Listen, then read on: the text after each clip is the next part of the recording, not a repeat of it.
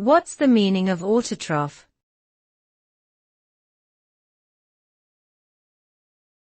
Autotroph.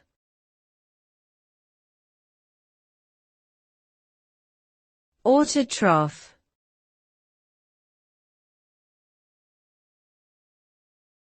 Autotroph.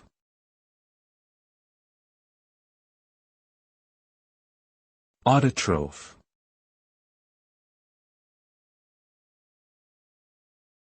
The term autotroph refers to an organism that can produce its own food through photosynthesis or chemosynthesis, without relying on other organisms for sustenance. Autotrophs are found in a variety of environments, from terrestrial ecosystems to marine ecosystems, and include plants, algae, and some bacteria. They play a crucial role in the food chain, as they convert energy from the sun or from chemicals into organic matter that other organisms can consume. Without autotrophs, many ecosystems would not be able to support life as we know it.